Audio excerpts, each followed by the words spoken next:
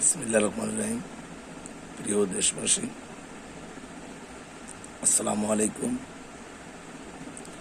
অত্যন্ত দুঃখের সহিত আজ বলতে হয় যে আমরা আজ দীর্ঘ অনেক বছর ধরে যে আমরা হয়রানি, অত্যাচার, লাঞ্ছিত, দুঃখ কষ্ট নিয়ে বেঁচেছিলাম। তো আজ এই 24 সালের যে ইতিহাস ঘটে গেল, যে শুধু এক কোটা আন্দোলন নিয়ে আজ দেশবাসী রাস্তায় নেমে যায়।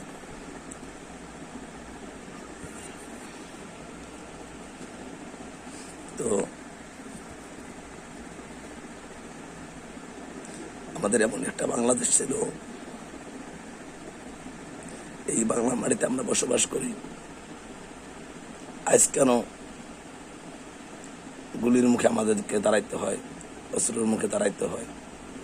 এমন একটা বাংলাদেশ আমরা বসবাস করি। তো দেশবাসীর কাছে আমার একটি অনুরোধ, যে বাংলাদেশ তৃতীয়বারের জন্য স্বাধীন হয়েছে, স্বাধীন করতে পেরেছি, আর যেন আমাদেরকে এই বাংলাদেশের মাটিতে অস্ত্রের মুখে না দাঁড়াইতে হয়। আল্লাহ পাক যেন আমাদেরকে না দাঁড় করায়। তো আমি যখন বাসার থেকে বের হই, আমার মানি ব্যাগে আমি আমার অ্যাড্রেস লিখে রাখি, যে আমি যদি কোথাও মারা যাই, দয়া করে আমার এই নাম্বারে যোগাযোগ করে আমার লাশটা কেউ ধরে বাড়িতে পৌঁছায়। এমন মুখোমুখি হয়েছিলাম, অস্ত্রের মুখে ধাওয়া, পাল্টা ধাওয়া। অনেক ভাই এই আন্দোলনে শহীদ হয়ে যায়, তাদের আত্মার মাগফিরাত কামনা করি। আর যেন আমাদেরকে এত রক্ত না ঝরতে হয় এই বাংলার মাটিতে। এমন একজন আমাদের দেশপ্রেমিক আসুক, এই বাংলার মানুষের জন্য ভালোবাসা যেন রয়ে যায়। এমন ভালোবাসা যেন না দেয় যারা অস্ত্রের মুখে আমাদেরকে দাঁড়াইতে হয়। আমার ভাইয়েরা দাঁড়ায়। এমন একটা দেশে প্রেমিক আসুক, আমাদের মাঝে কোনো যেন দ্বন্দ্ব না থাকে, অত্যাচার, টর্চারিং এই স্বাধীন বাংলাদেশে যেন আর না হয়।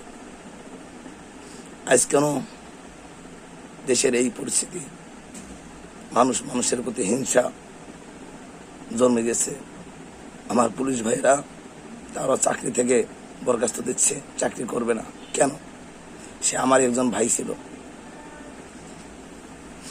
আমি নিজেও পুলিশের কাছে আমি অত্যাচারিত হয়েছি, লাঞ্ছিত হয়েছি। এই উত্তরা পূর্ব থানাতে বিনি অপরাধে রমজান মাস রোজা ছিলাম। আমি একটা আতর ব্যবহার করতাম, নামাজ পড়ে বেরোইছি।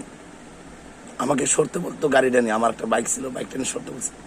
আমি বাইকটা নিয়ে সরি নেই, ফোনে কথা বলতেছিলাম, বলছিলাম একটু স্যার একটু পরে যাচ্ছি। সে আমার উপরে টর্চারিং করে গাড়ি লাত্তি দিয়ে ফেলে দিয়ে সর গালাগালি করে। আমার ওই আতরে একটা ঘ্রাণ পাইতো, বলতো তুই ইয়াবা সেবন করিস, এ করিস, সেই করিস, বিভিন্ন আমার গাড়ি সহ নিয়ে যায়। নিজে আমাকে 3 থেকে 4 ঘন্টা আটকায় রেখে আমাকে হনাস্তর করে বিভিন্ন কিছু বলে পরে আমাকে সে এমনিতে ছেড়ে দিয়েছে। কিন্তু আমি যে লাঞ্ছিতরা হয়েছি, এই সেই দেশ যেন আর না হয়। এই দেশে অনেকবারই মুখোমুখি হয়েছি বিনি অপরাধে। রাস্তায় চলতে গেলে ভয়, কারোর সাথে কথা বলতে পারতাম না, মনে একটা ভয়, আতঙ্ক ছিল। এই আমরা যেন এই ধরনের ভয় ভীতি না থাকে, এই ধরনের লাঞ্ছিত না হয় আমার এই বাংলার মানুষ। তো অত্যন্ত দুঃখের সহিত আজকে লাইভে আসি ভাই। আমি হয়তো বা এই দেশ ছেড়ে চলে যেতাম, যে অস্ত্রের মুখে দাঁড়িয়েছিলাম। আমার এই আন্দোলনে আমার মাথা থেকে রক্ত ঝরে এ পর্যন্ত আমি বলতে পারি না, মনে হচ্ছে শরীরের ঘাম ঝরতেছে। যখন এইভাবে হাত দিয়ে নিয়ে হাতের এই রক্ত বের হয়েছে, সেই কথা আছে মনে পড়ে, কত মায়ের বুক খালি হয়েছে এই দেশের জন্য, এই বাংলাদেশের মানুষের জন্য। কত বোন চলে গেছে। আমি একা থাকি এই জায়গায়। আমার মাকে আমি বলছি, মা আমি অমুক জায়গায় গেতেছি, তুমি দোয়া করিও, মরে গেলে মরে যাবো।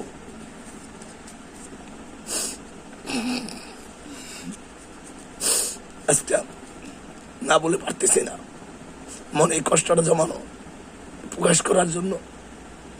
আমাদের দেশে এমন একটি লোক আসুক যারা বাংলার মানুষ শান্তি মতো চলতে পারে, এক মুঠো ভাত শান্তি মতো খাইতে পারে। আমার দিন মজুরি ভাইয়েরা যারা দিন এনে দিন খায়, তারা যেন একটু শান্তিতে থাকতে পারে, ঘরে যেন শান্তিতে ঘুমাইতে পারে।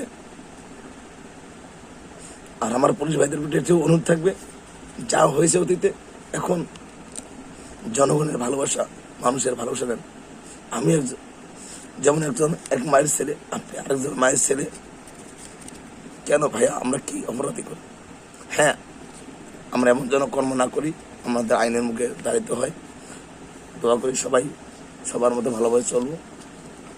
এই দেশে যেন আর ধরনের কোনো বিশৃঙ্খলা না হয়। আমার দেশবাসীর কাছে একটা অনুরোধ, সবাই আমরা একে হয়ে থাকবো। আজ এই মানি ব্যাগে মৃত্যুর কাগজ নিয়ে চলতে হয়।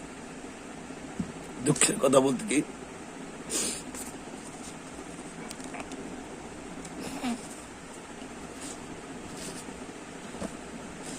যাক ভাই, আর কিছু বলতে চাই না।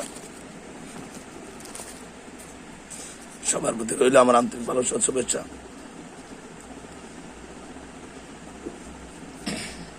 খোদা হাফেজ, আল্লাহ হাফেজ।